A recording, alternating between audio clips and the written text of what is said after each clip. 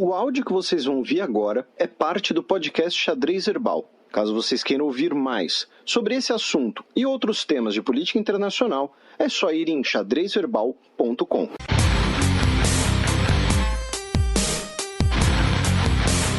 Giro de notícias. Notícia do último domingo, dia 2 de junho. China diz que repressão na Praça da Paz Celestial foi política correta.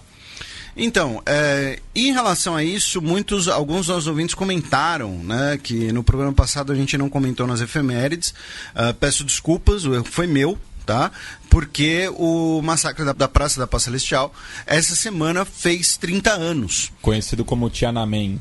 Isso. Então, peço desculpas por não ter colocado nas efemérides do programa passado. De fato, era uma data importante, uma data interessante de estar na listagem. Então, daqui a 5 anos, espero não cometer o mesmo erro, né? Caso ainda tenha podcast daqui a 5 anos. E, nesse caso da notícia, o ministro chinês de defesa, Wei Feng, ele disse que no domingo, né, que esse incidente foi uma turbulência política. O governo central adotou medidas para deter as turbulências, o que é uma política correta. Ele afirmou isso durante um Fórum Regional de Segurança Diálogo de Shangri-La, em Singapura. E essa declaração do ministro, ela é interessante porque é uma das raras vezes em que uma alta autoridade chinesa fala diretamente sobre esse evento, né? Fala diretamente sobre esse assunto. A política, né, oficial digamos assim, deixar o evento para trás, né? O que a gente chamaria de varrer para debaixo do tapete, tá? De não falar disso. E aí ele disse que questionou, né, também por que boa parte do mundo questiona como a China administrou o incidente, nas palavras dele, né? E esses 30 anos demonstraram que a China viveu grandes mudanças e que goza de estabilidade e desenvolvimento, tá? Então, novamente, peço desculpas por ter deixado de lado nas efemérides, não foi uma passada de pano nem nada, foi relapso mesmo, tá? Por favor, não teve dolo na ausência. Você até reconhece Taiwan? E fica o destaque de um alto membro do governo chinês falar diretamente sobre esse assunto, que foi marcado por uma vigília na terça-feira em Hong Kong, né? Lembrando que Hong Kong também teve diversos protestos recentes contra a autoridade de Pequim, dizendo que Pequim estaria passando por cima da autonomia de Hong Kong estabelecida no acordo. A época do massacre ainda era uma possessão britânica. Isso, então nem foi afetada. E recentemente tivemos alguns líderes oposicionistas de Hong Kong que foram presos, inclusive, pelo governo chinês. Tivemos lá os protestos do guarda-chuva. E, né, para quem acha que aquelas discrepâncias é coisa de protesto no Brasil, né, em que assim, os organizadores falam um número, as autoridades falam outro número e o Datafolha fala um número. Segundo os organizadores do protesto em Hong Kong, cerca de 180 mil pessoas foram às ruas. Mas a polícia de Hong Kong falou que foram 37. Tá? Então aí nós temos aí uma discrepância aí de mais de 140 mil pessoas, e aí a gente fecha então em 100 mil. Tá? Faz a média. A gente faz que nem o trato feito, entendeu? Sabe? Cada um vai fazendo uma oferta até chegar ali no meio termo.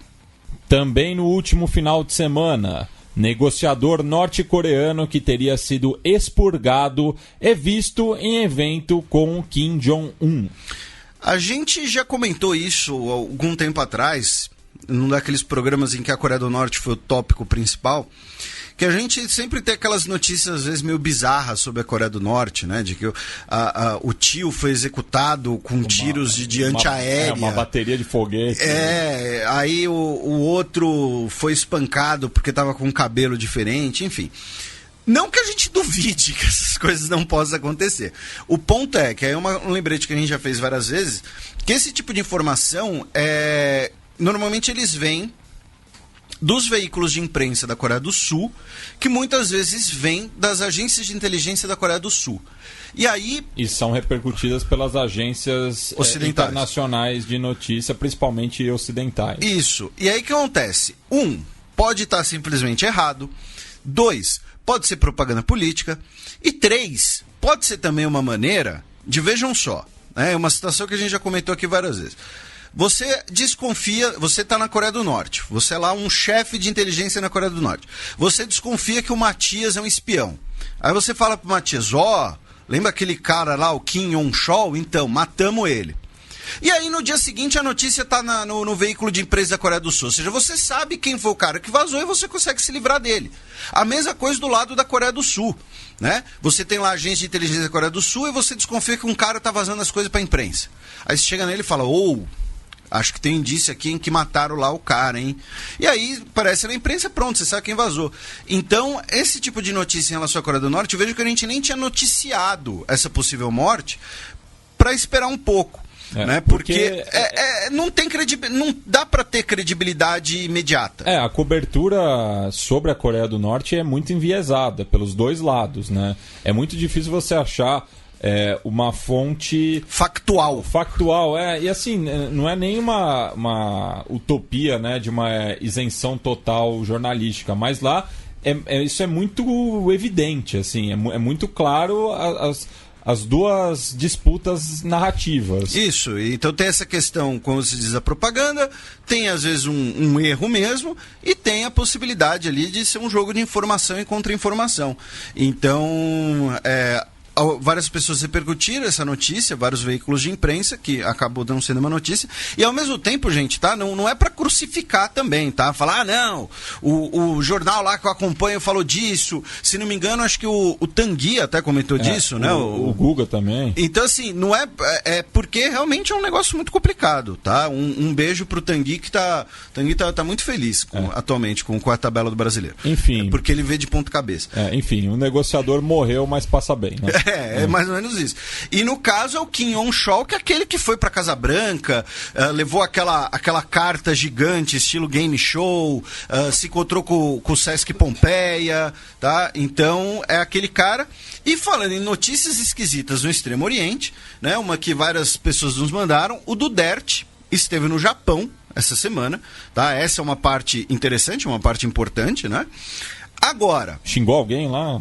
Então, ele não xingou ninguém, tá? Assim, do Japão.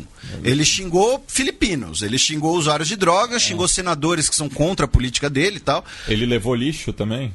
Não, lixo é só pro Canadá. Tá. E aí ele disse... Né, na semana passada, final de semana passada, né, acho que não deu tempo de entrar no programa por conta do fuso, não sei, que ele teve um passado, né, como homossexual, tá, e que ele se livrou disso graças a lindas mulheres. Tá? E aí ele, né, digamos assim, tinha lá, não sei se hostess, modelos, enfim, ele pediu beijos das lindas mulheres presentes. Então, assim, como eu disse, uma notícia meio, né, pitoresca, para dizer um mínimo, né? Mas então tá aí essa figura curiosa. E detalhe, ele respondeu isso, ele falou isso em resposta a um senador, né, que havia dito que o Duterte tinha uma fixação nele, uma fixação muito esquisita nele. O Duterte falou, aí eu não sei, né, se ele falou de sacanagem, eu não assisti, não sei entonação, mas tipo, não, tenho fixação, tenho um passado gay, mas eu me livrei disso com lindas mulheres. É o novo tipo de homofóbico, né? Tem aquele que fala, não, homofóbico, eu tenho até amigos gays. Até tenho amigos. Esse daí não, eu até já fui gay. Escalou um nível. Né? E o Duterte que passa a imagem, né, lá de machão, disse que já matou gente, já atirou em gente, tudo mais. Então ele tem que, né, se equilibrar aí, né, nessa questão. Lembrando uma coisa, meu caro Matias, né, que a palavra mas, né, quando você fala assim, não sou racista, mas... Aí já pode esperar o pior. Então, o mas, ele é uma conjunção adversativa. Isso quer dizer que ele indica uma clara oposição entre ideias, segundo o dicionário Ruais. Então, quando você fala, não sou homofóbico, mas você está contradizendo o que você disse anteriormente. Tá. Significa. Exatamente, tá? Não sou racista, mas... Então, assim, se você quiser dizer que não é racista, mas e for fazer algum outro comentário depois, não use o mas, porque ele é uma condição adversativa, tá? Beijo. Notícia da última segunda-feira, dia 3 de junho. Corte sueca rejeita pedido de prisão contra Julian Assange. Nesse caso, o Assange ele não será preso, né, por conta da acusação de estupro, o que, na prática, vai inviabilizar a sua extradição e, ao mesmo tempo, tá, ele cumpre uma pena, né, no Reino Unido por não ter pago fiança. A gente tinha comentado isso no programa que a gente falou do caso Assange. E, no caso da Suécia não ter determinado a sua prisão, é porque o fato dele estar, né, preso no Reino Unido significa que ele não tem risco de fuga, tá? Então, o que eles alegaram é o seguinte: olha, ele está lá preso no Reino Unido, aí depois que ele cumprir a prisão dele no Reino Unido, o Reino Unido vai mandar ele pra gente, e aí a gente vai ver o que acontece, tá? Então não é exatamente também, ao contrário do que algumas pessoas podem ter achado se lerem sua manchete, que o Assange ele foi liberado da acusação de violência sexual que ele sofre na Suécia. Lembrando que os Estados Unidos também já pediram a extradição dele com base na acusações de conspiração contra a segurança nacional, tá? De conspirar contra a segurança nacional, tá? Então, acaba sendo ali um balaio de gato. Porque, lembrando, o Assange é um cidadão australiano que está preso no Reino Unido, responde uma denúncia na Suécia e tem um pedido de extradição pelos Estados Unidos. E que o sobrenome dele é de origem chinesa por conta do padrasto. Então, é um cidadão global. É um cidadão global, né? É o globalismo em pessoa. Então, também tem essa questão, tá, gente? Não é que o Assange foi liberado, alguma coisa assim. A Suécia simplesmente falou: olha, não vamos determinar a prisão dele porque ele já está preso no Reino Unido, não tem como ele fugir para algum lugar, tá? E aí vão, depois que ele cumprir a pena dele no Reino Unido, aí que o bicho vai pegar. Porque aí você vai ter um pedido para ele responder uma acusação de violência sexual na Suécia e um pedido para ele responder uma acusação de conspiração nos Estados Unidos. E aí o Reino Unido, não sei como é que vai ser, tá? Se o Reino Unido vai jogar cara ou coroa para ver para onde ele vai, se vai ser uma coisa meio salomônica, vão cortar ele no meio e manda metade para cada país, enfim, alguma coisa assim. E fechando esse primeiro bloco, notícia da última terça-feira, dia 4. Nigeriano Muhammad Bande é o novo presidente da Assembleia Geral da ONU. Ele que vai, né, assumir o posto em setembro, substituindo a equatoriana Maria Fernanda Espinosa. Lembrando que para presidir a Assembleia Geral da ONU, né, você tem ali um rodízio de continentes, um rodízio de regiões, que eles copiaram do Fronteiras Invisíveis do Futebol. Mentira, a gente copiou deles. E ele foi o candidato único, né, com apoio de todos os países africanos, justamente. Isso costuma ser o praxe, inclusive, o bloco internamente escolhe o seu candidato e muitas vezes evita-se, né, uma eleição, digamos assim, uma ruptura, né, uma disputa. E aí ele vai assumir em setembro. E lembrando, como presidente da Assembleia Geral da ONU, ele vai preparar, né, a Assembleia de número 75, né, e vai pautar, digamos assim, né, as discussões nos grupos de trabalho. Claro, é um posto que tem muito mais um cargo simbólico, ele vai ser ali um posto administrativo / simbólico. Porém, que acaba tendo uma visibilidade bastante grande de, por exemplo, dele eventualmente um dia ser candidato a chefiar a própria ONU, ser secretário-geral da ONU, ou então alguma questão interna em seu país, vamos supor, ser ministro de Relações Exteriores da Nigéria, tá?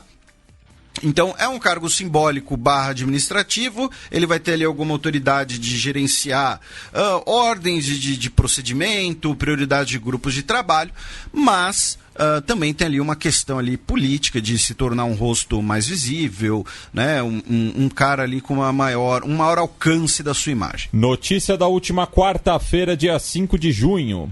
Rússia e China querem desenvolver comércio entre os dois países usando rublos e yuanes. exatamente o que a gente está falando de Brasil e Argentina, né?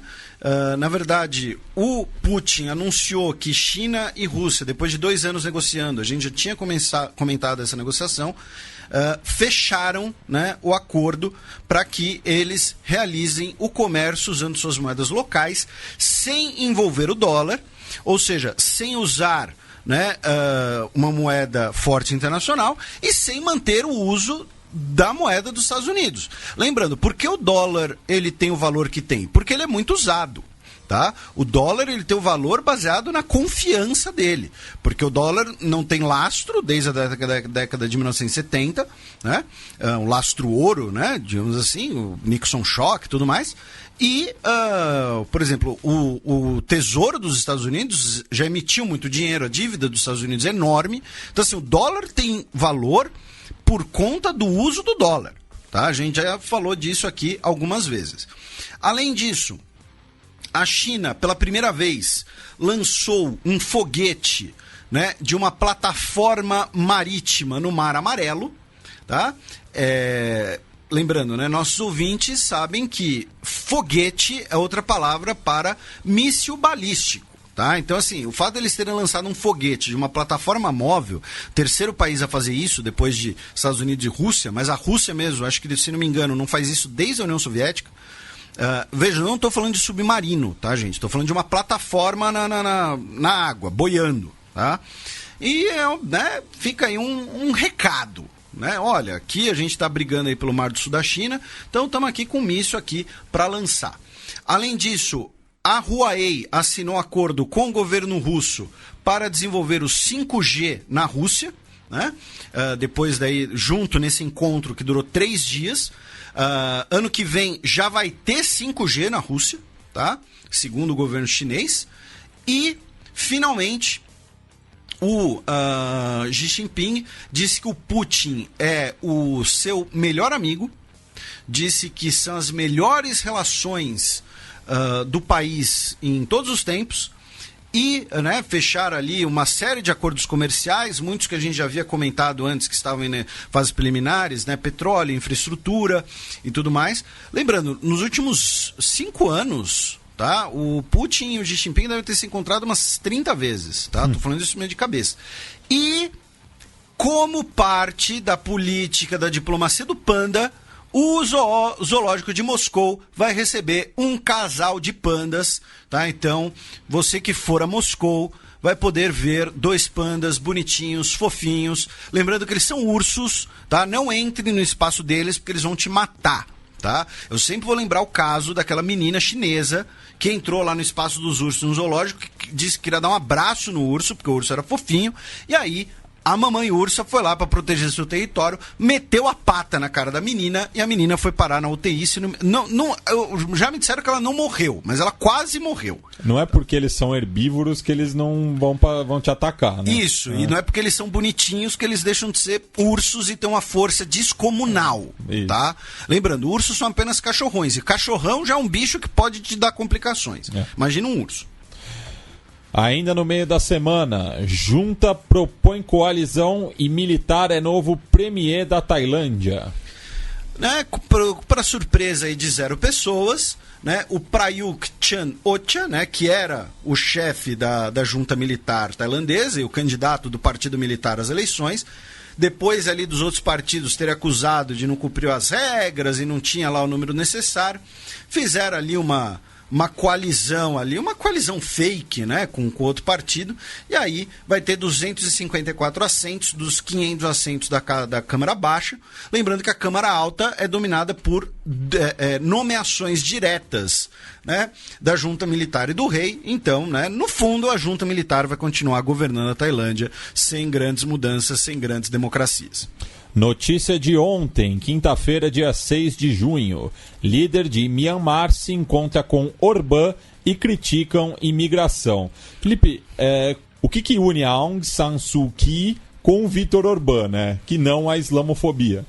Então, né, ambos conversaram justamente, né, sobre os riscos, né, da imigração e os riscos da falta de integração dos muçulmanos. Isso é um rolê aleatório demais, assim, né? Pois é, a Aung San Suu Kyi, ela foi de Nobel da Paz para uma líder chauvinista e queridinha das lideranças liberais ocidentais. A Michelle Yeoh interpretou ela, gente. Pois é, para se encontrar com o pária da União Europeia e ambos ficarem juntos, né, falando que a culpa é da imigração e é dos muçulmanos. Tá? E assim, quando eu digo isso, não é figura de linguagem, foi a declaração, por escrito, tá?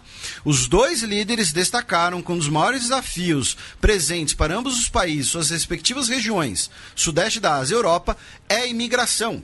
Ambos notaram que ambas as regiões viram a emergência do problema da coexistência com continuamente crescentes populações muçulmanas. Tipo, o documento só faltou botar a culpa nos Rohingya pelo genocídio. Tipo, olha, é uma população que está crescendo e não se integra, então vamos expulsá-los daqui a bala, estupro e destruindo suas vilas. Né? Então a Aung San Suu Kyi está aí passando um pano para o seu regime militar, e aí foi para a Europa, e que quem topou se encontrar com ela, que também vai falar de imigrância muçulmana e tudo mais. Não estou dizendo que Orbán é um genocida, mas que o que ocorre em Mianmar foi um genocídio, e que a Aung San Suu Kyi tomou exatamente zero providência sobre isso é fato, tá? Então, e aí outra coisa que ela comentou é que querem impor princípios e ideias ocidentais a Mianmar. Tipo, mano, sério. Enfim, é bizarro, cara. E assim, Mianmar, ok, agora vai querer endurecer o discurso, ok, mas Mianmar teoricamente só tem a perder. Porque assim, a Hungria, ok, a União Europeia ainda tenta contornar, ainda tenta, né, dar um jeito e tal, conversar. Agora, Mianmar, né, quem é que vai ficar gastando latim com Mianmar? Então, tá aí, parabéns. Irônico. Abaixem o volume porque lá vem o Breaking News. Felipe sempre fala que se uma terceira guerra mundial começar, vai ser no Mar da China. Isso. Dessa vez, um navio de guerra russo e um estadunidense quase colidiram ali. Se você vê o vídeo, é assustador. É bizarro, tipo, tá um na direção do outro. Tá? Ninguém cede. Exatamente. Né? Essa é a grande questão, né? Ninguém vai pedir pra peidar. Eles chegaram a estar a menos de 50 metros de distância, o que parece grande, parece muito, né? Que uma distância entre duas pessoas. Uma distância entre dois navios no meio do oceano é quase nada, tá? O destroyer russo Almirante Vinogradov e o USS Chancellorsville, tá? No mar ao leste da China, na madrugada de sexta-feira. Um culpou o outro, né, pelo incidente. A Rússia disse que o navio dos Estados Unidos estava dificultando sua passagem. A Marinha dos Estados Unidos disse que o comportamento russo foi antiprofissional. Tá? Disseram que mudou a trajetória em cima da hora, tiveram que fazer manobras de emergência, tudo que foi inaceitável. Ficou um culpando o outro. Mas assim, você vê a imagem, é meio que o que você falou. Assim, eu tô indo numa direção, você tá indo na outra, e ninguém tá afim de ceder. Tá? A grande questão é que assim, o Oceano Pacífico é o maior mar do mundo. De tanto mar, tá, sabe, não dá pra espaçar um pouquinho, gente. Tá? Tem o Ponto Nemo lá, gente. Né? Fica mais pro sul, mas enfim. Então tá aí. A imagem é complicada, tá? Se estranhar ali. Parecia aquelas encaradas antes de luta de UFC, entendeu? Então, né? Esse é o Breaking News de hoje. Claro, um culpou o outro. Nem eu, nem o Matias somos expertos em direito marítimo, então não sabemos ver quem foi o culpado. Para mim, o culpado foi o mar. Porque se não tivesse mar, não tinha lá o navio, entendeu? E pronto. Então, mais brincadeiras à parte, né? Não dá pra dizer exatamente quem foi o culpado. Ambos que um culpou o outro.